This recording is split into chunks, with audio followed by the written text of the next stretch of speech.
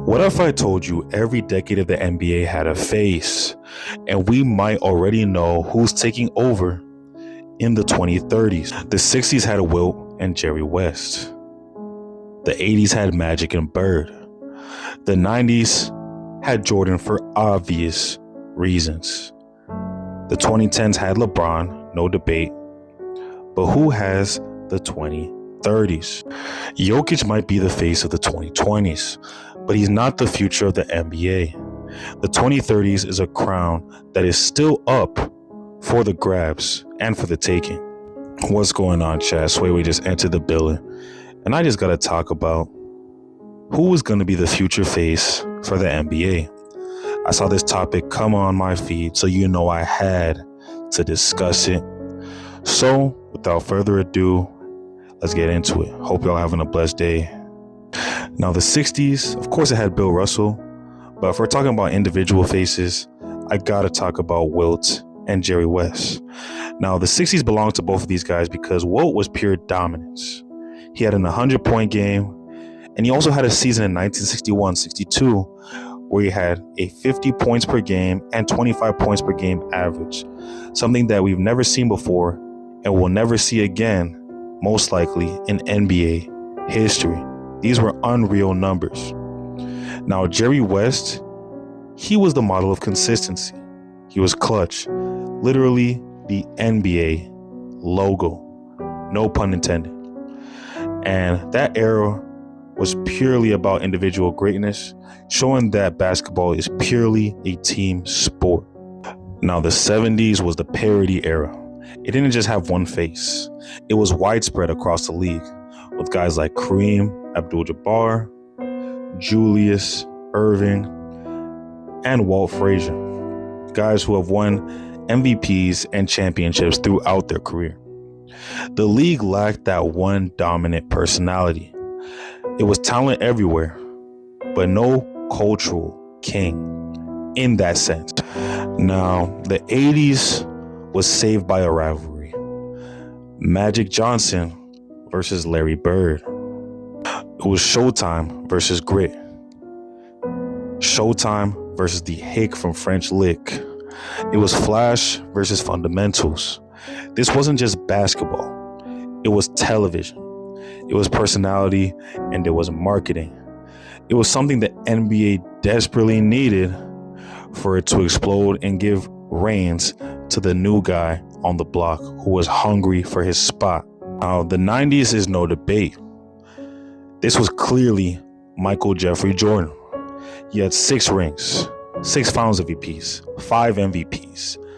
Every single scoring title, he took that for himself. He wouldn't let nature take what was his. He was a lion, everyone else was the gazelle. He was a hunter, everyone else was the hunted. He changed basketball culture forever and inspired future greats that we'll talk about soon. The NBA wasn't just a sport at that point. It became worldwide. Now, the 2000s had 3 pillars. Shaq was pure dominance, the Diesel. No one could stop him if he was 2 inches within the rim. And if there were big men, they needed 3 of those big men just to call a foul. Now, Kobe Bryant was literally the embodiment of killer mentality, Mamba mentality. There's no I in team, but there's an ME in that. That's what he literally said. And Tim Duncan had the quiet dynasty. In that era, the 2000s, he had 3 championships, 2 MVPs, 2 Finals MVPs. Just so dominant. He was just so quiet about it, no one really noticed about him. It was power basketball, defense, post play, boring but effective, and dynasties all the way around. However, in the 2000s, it gave reign to another guy that we call the King. Now, the 2010s, everyone knows about LeBron James, right? Everyone knows about his 8 straight finals, his 2016 comeback, his longevity, and his versatility. But one thing you guys have to know is that he literally controlled the narrative of the league for over a decade. Any finals that didn't have him in it was dry. anytime Skip Bayless or Stephen A. Smith weren't talking about him, the show's ratings were low. He was the entity. And without him, the league would have been in serious trouble. That's why there's always a next generation player every decade or so. Right now, I would say everyone is comfortable in saying that Nikola Jokic is currently the face of the NBA with multiple MVPs, a 2023 NBA championship against my Miami Heat.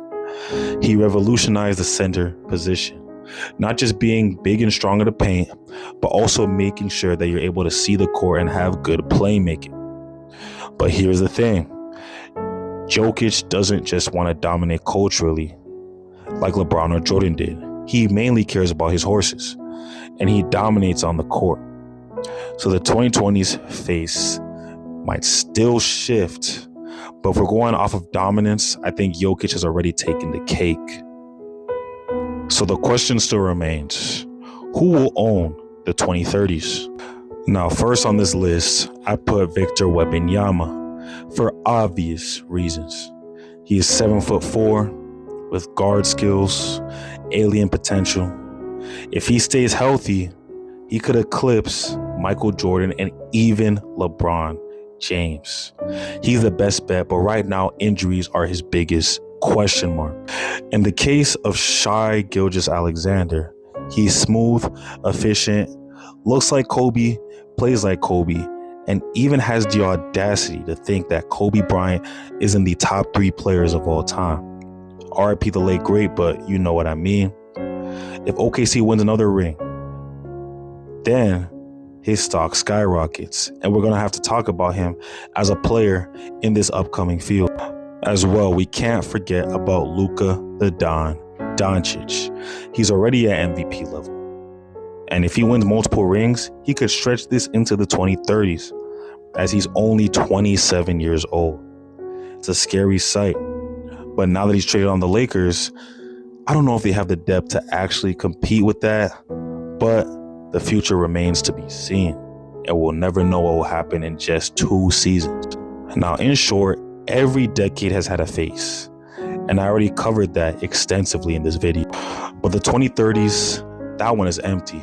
It could be a plethora of guys who are drafted in the early 2010s, guys who were drafted in the late 2010s, guys who haven't even been drafted yet, guys who haven't even reached the age of 16 years old, or guys who haven't reached their full potential. But regardless, the first player to win multiple MVPs and championships in this era, he's going to be the one for the taking. So drop in the comments, who owns the 2030s? This was an interesting talk.